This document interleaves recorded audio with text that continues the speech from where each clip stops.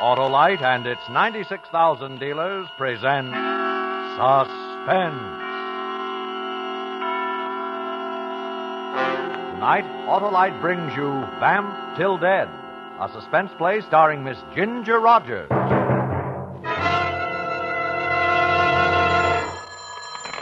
Hello? Sure. Honest. Goodbye. Sparkling conversation, Harlow. Well, that's the owner of a new Autolite Stay Full battery, Hap. The battery that needs water only 3 times a year in normal car use. Hello? Why, sure. You're telling me.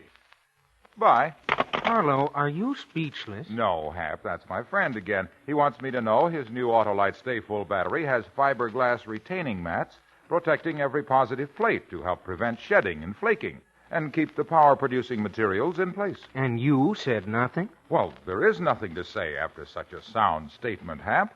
And then he said the Autolite Stay Full battery gives 70% longer life, as proved by tests conducted according to SAE minimum life cycle standards.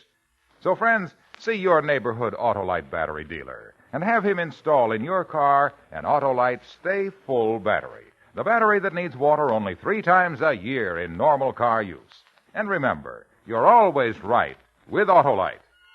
And now, with Vamp Till Dead and the performance of Miss Ginger Rogers, Autolite hopes once again to keep you in suspense.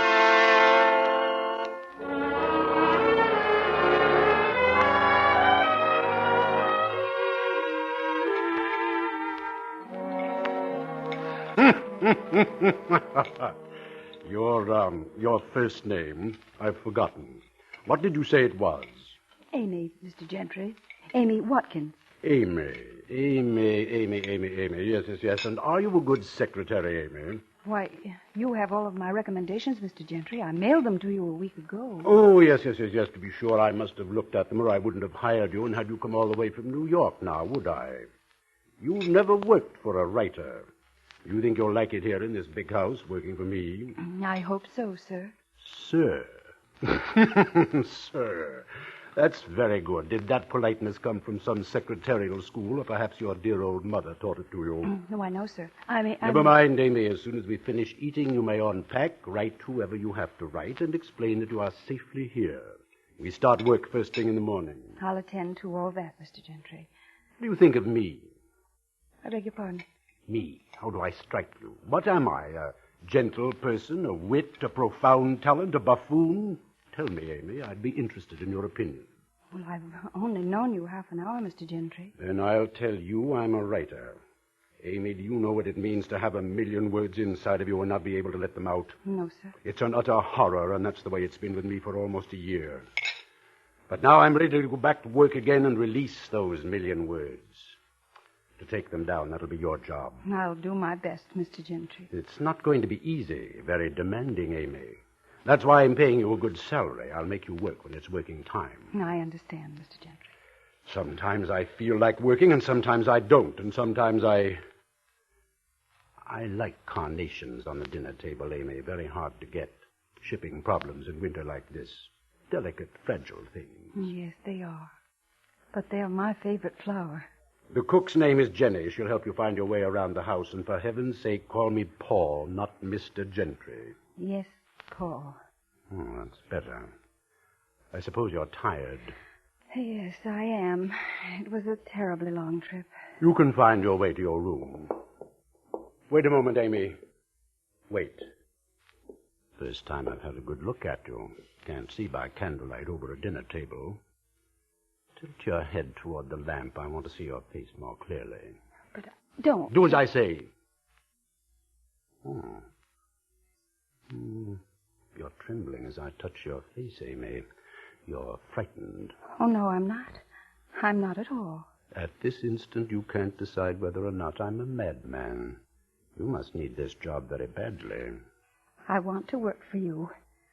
I have an invalid father. I'm not interested in your problems. Don't tell them to me.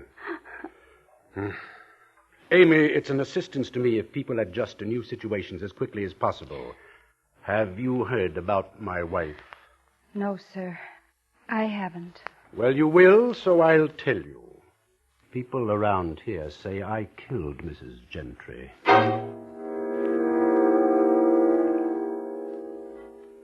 His great black eyes, set deep back in his head, seemed to be laughing at me when he said that, as though he expected me to run from the room and get as far away from him as I could. But I didn't move. Somehow, in that moment, I knew that I wanted to be near him, no matter what he had done. Good night, Amy.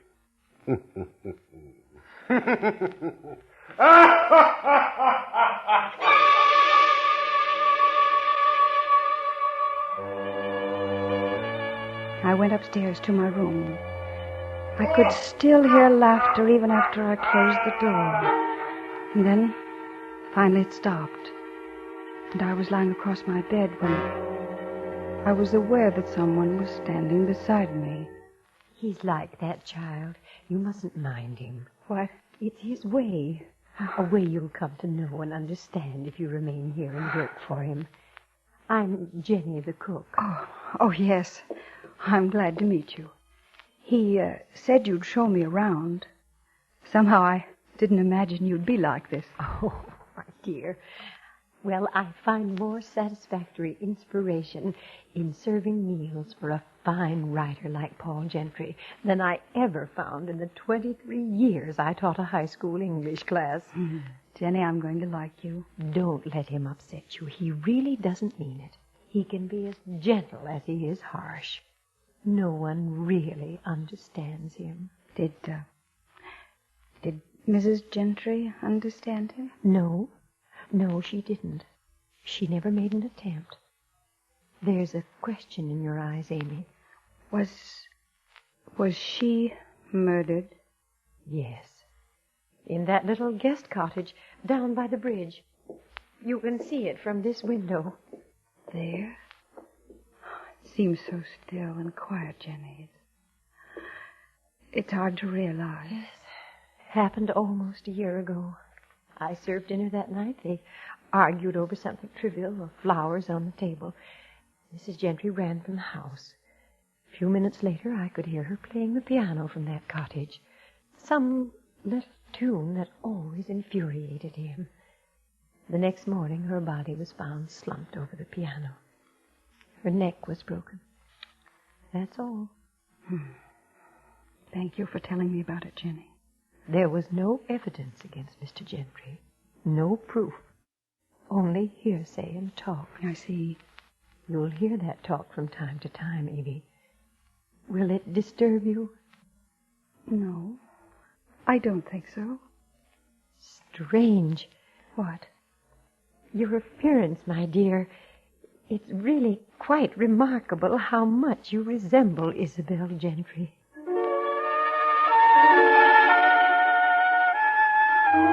I didn't go right to bed that night. Instead, I slipped out of the house after everything became quiet and followed the path across the bridge to the guest cottage, where she had been murdered. The door was unlocked, and even though it was dark, I found the piano.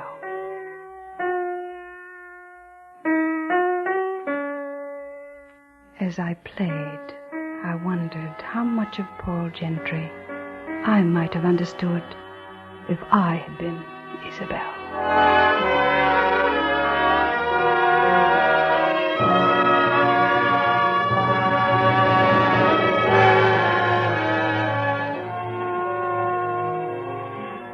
The next 3 weeks I took dictation from morning till night. The whole place was geared especially for his return to work.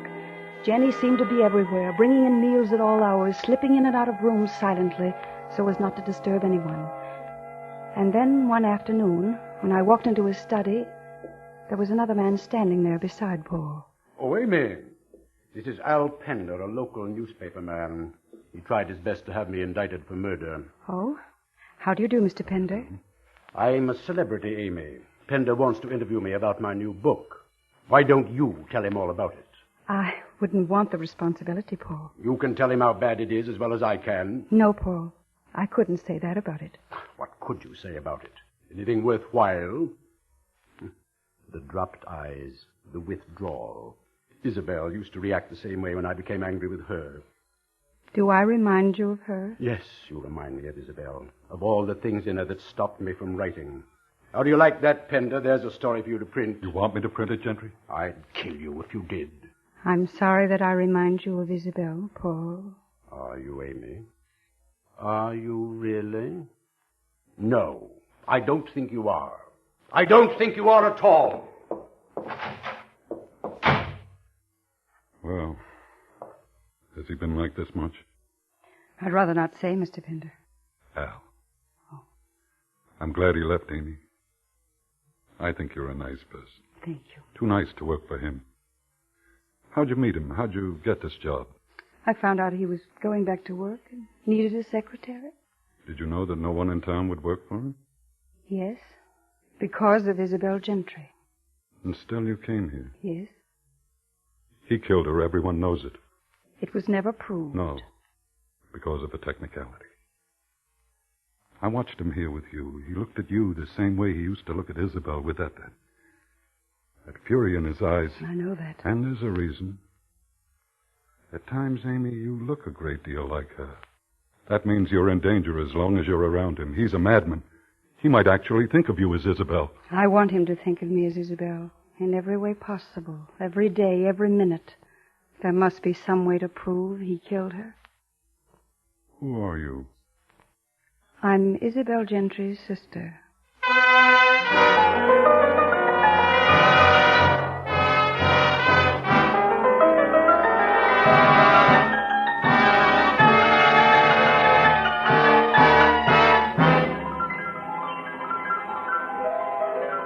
Autolite is bringing you Miss Ginger Rogers with John Hoyt in Vamp Till Dead.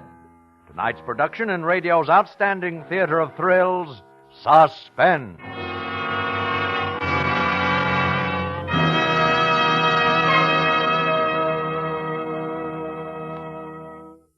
No phone calls, Harlow. I guess I'll start to go. Well, you'll have plenty of starting power to get going in your car, Hap, with an Autolite Stay Full battery, the battery that needs water only 3 times a year in normal car use. Harlow, you throw those lines so fast, I need a chest protector. Protection? Why, the Autolite Stay Full battery has over 3 times the liquid protection of batteries without Stay Full features.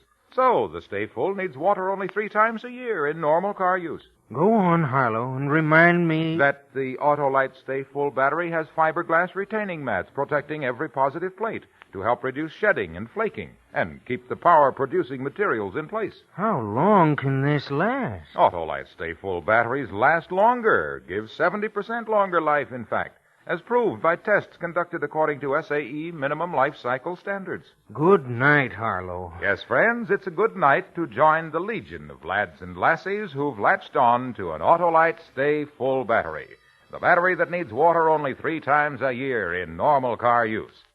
See your neighborhood Autolite battery dealer. And remember, you're always right with Autolite.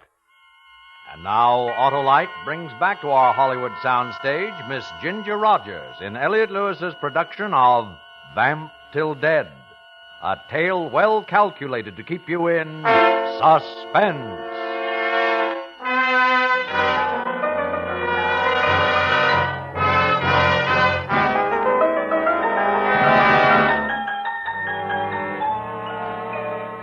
For the next few days, Paul Gentry threw himself into his work with a vicious sort of concentration and purpose. But his efforts were all in vain. His writing seemed to go from bad to worse. The stories were twisted, perverse, distorted studies in human behavior. The women were inevitably deceitful, the men tortured and driven to insane rages. Terrible. Terrible. Not a word, not a single word in the whole mess that's printable at all. Perhaps you're trying too hard, working too hard, Paul. How can you accomplish anything worthwhile if you only half try? I'll ask Jenny to bring us some coffee. I don't want any coffee. I don't want anything.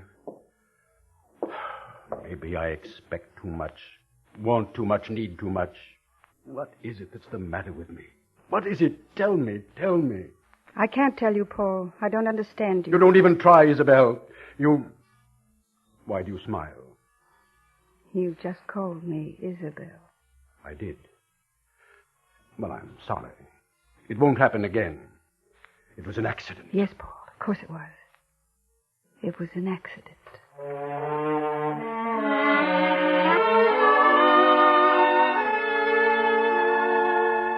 For the first time since I had met him, Paul Gentry was confused, and it was the confusion I had been hoping for.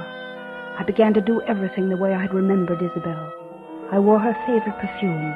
I held my head to one side and smiled the way she used to. I started dropping her expressions in my speech. I wasn't sure all the time whether I was torturing him or he was torturing himself. But unconsciously, he began to think of me as Isabel. Even Jenny noticed it.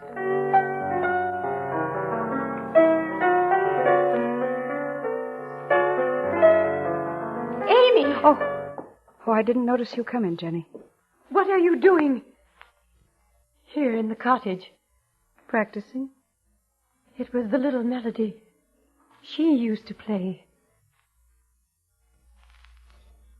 He's been calling you by her name, hasn't he? No, it's probably because his mind is on his work, and an old habit is difficult to break. When you're not thinking about it. You fixed your hair the way she used to wear it.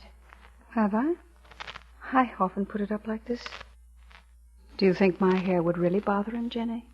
Oh, it's hard to tell. The poor man. She was such a part of his life. I guess he can't quite give her up even yet. Oh, maybe it'd be better if he didn't even try. A memory is sometimes a wonderful thing. Not hers.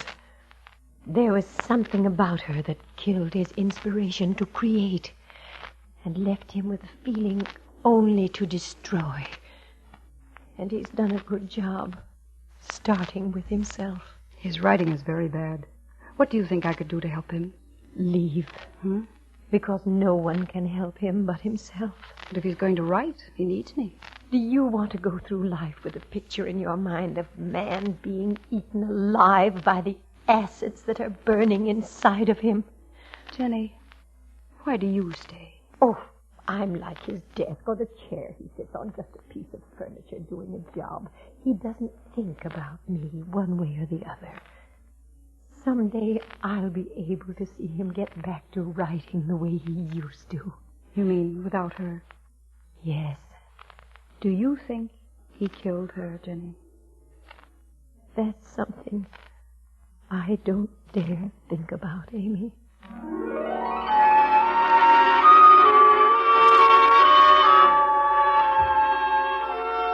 I thought about it. In the days that followed, Paul's work went from bad to worse, and so did his temper. He was unmanageable most of the time. Then his headaches finally came upon him and couldn't work for hours at a time. He would sit in his chair drinking and staring at me. Just staring, staring, staring. Sometimes I expected him to leap out of his chair and beat me to death. And other times I was afraid he was going to fall on his knees and throw his arms around me, begging forgiveness. I knew he was almost ready to break the day he went into a rage and started throwing things around his study. I left the house and walked down to the bridge. I was only alone for a minute. Hello, Amy. I heard all kinds of noise in the house. What's going on? Suppose I ask you what's going on. You seem to be keeping a pretty close watch on me. Why? I call it humanity. Call it what you like. I don't want anything to happen to you. Is that the only reason? No. I want to be around when he breaks up completely. Are you sure it's just humanity? Or trying to catch a murderer? It looks more like a campaign of personal revenge. I said call it what you like. But if you stick around here another minute, you're out of your mind. Suppose I told you I wasn't worried about myself. And I'd say you're crazy. You're in more trouble than Isabel was. He's going to go. And when he goes, nothing or nobody around him is going to be safe. Al, I'm going to tell you something. Isabel used to write to me, and she was pretty frank. She told me about a newspaper man she was interested in. Could you be that newspaper man? How many of them do you think there are in this town? Is it because you loved Isabel that you want to see her murderer caught?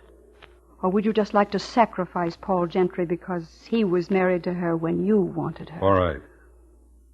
So I knew your sister. There were very few young men in this town who didn't. She didn't like living here. She didn't like Paul Gentry.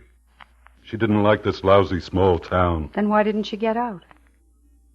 You can't walk when you're dead. I mean before. Because she was afraid of him. Cowed by him, mentally beaten down by his peculiar form of sadism. You really hate him, don't you? Look, I brought you something. This gun. What do I want that for? Because if you're foolish enough to stay on in that house, you need some protection. But not a gun. Everything's on your side, Amy. The first time he comes at you, let him have it. No jury in this town would ever do a thing to you. I came here to get proof that Paul Gentry killed my sister. And I want him to pay for it, under the law. It seems to me that you want me to be judge, jury, and executioner. Take it, you little fool. He's dynamite. What did you come here for? To play games? Take it. Hurry up. Put it in your pocket. All right. And are you aware that this land belongs to me? What are you doing on it? Talking to her. What does it look like? Paul, please. How many times do I have to tell you to leave my wife alone? Your wife? It's bad enough that I have to tolerate you in public places. But this land is private. And it's mine. Go on, get off it while you can still walk. And Isabel, you get back to the house where you belong. I ran back and locked myself in my room. Downstairs, I heard Paul moving around in his study. Then I heard a bottle crash against the wall. And then his heavy steps coming up the stairway. And then, suddenly, before I could do anything, he was standing in my doorway. Isabel! Isabel! Paul, come to me. Isabel, why did you make me do it? Why did you do it, Paul? I couldn't help myself. It was those men all the time, especially Amy. Isabel's dead. You're Amy. Why do you keep making me think that you're Isabel? Please let me go, Paul. What's this all about, Amy? Let me go, Paul. All right. A few weeks ago, you came here and began talking and acting like her. Or is it my imagination? Maybe I'm going crazy. Paul, I think it's mostly your imagination. Maybe I happen to be a little like her. No, there's something more to it than that.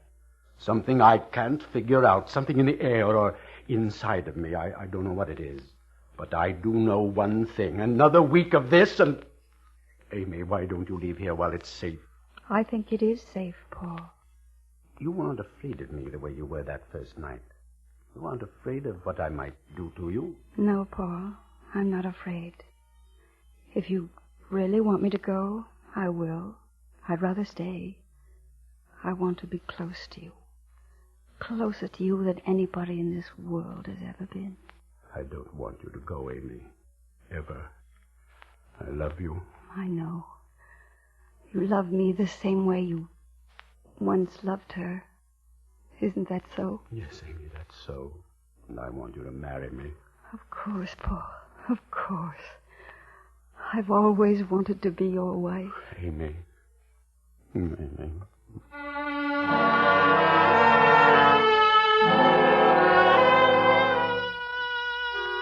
I let him kiss me then, hoping he wouldn't feel the gun in my pocket. I knew that very soon I might have to use it.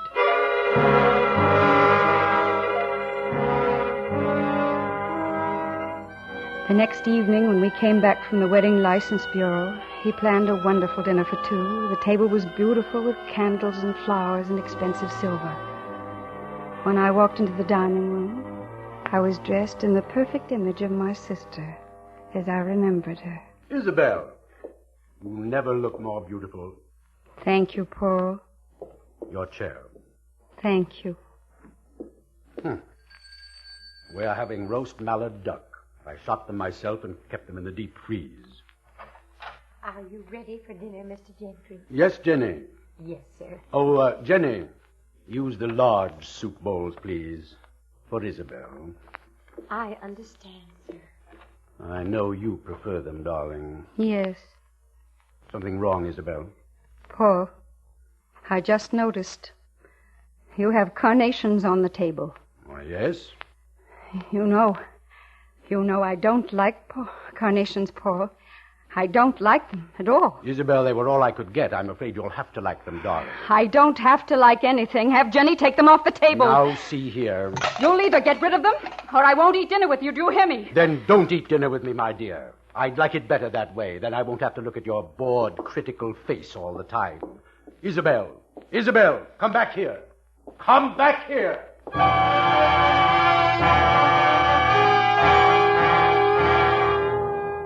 I rushed out the door and down toward the cottage.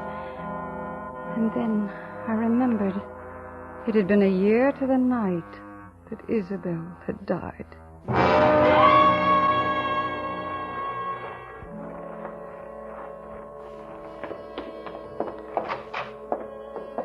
And then I was in the cottage where it had happened, sitting at the piano, playing her tune.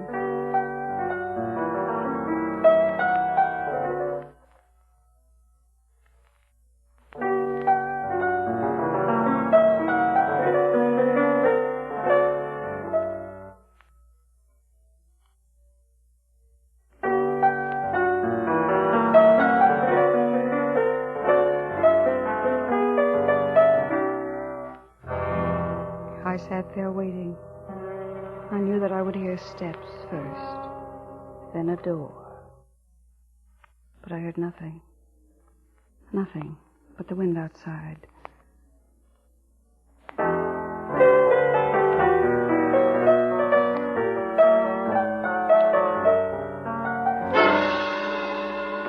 And then I heard the steps. You!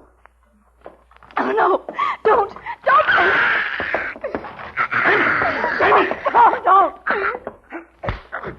Amy, are you all right? Yes, Al. Yes, I had to do it this way. I had know. to. Don't try to talk to me, Amy. It's all right.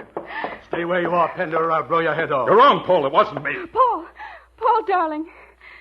She was the one. Jenny. She tried to kill Amy the same way she killed Isabel.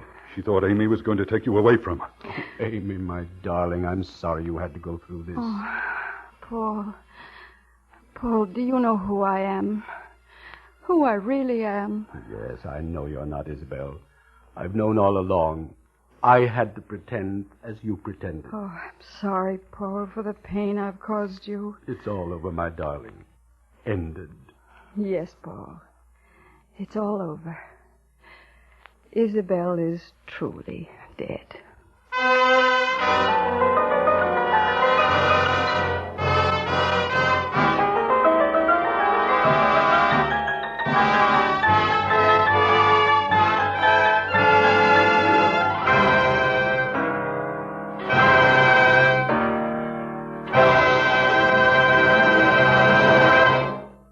Suspense, presented by Autolite. Tonight's star, Ginger Rogers. Friends, this is Harlow Wilcox again. I'd just like to remind you that you're always right with the more than 400 products made by Autolite for cars, trucks, planes, and boats in 28 plants from coast to coast. These include complete electrical systems used as original equipment on many leading makes of America's finest cars. Electric windshield wipers, starting motors, voltage regulators, coils, distributors, wire and cable, generators, all engineered to fit together perfectly, work together perfectly, because they're a perfect team. So, friends, don't accept electrical parts supposed to be as good. Ask for and insist on original factory parts at your neighborhood service station, car dealer, garage, or repair shop. And because all Autolite parts are original factory parts, you can be sure you're right, because you're always right with Autolite.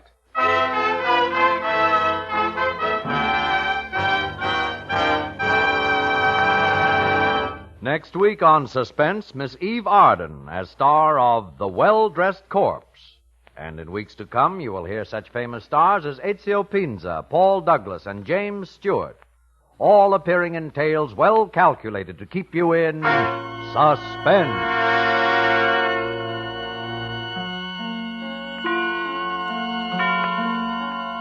Suspense is produced and directed by Elliott Lewis, with music composed by Lucien Morawek and conducted by Lud Gluskin.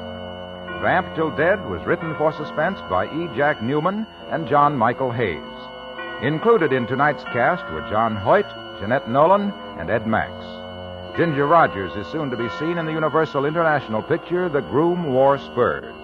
And remember, next week on Suspense, Miss Eve Arden in The Well-Dressed Corpse.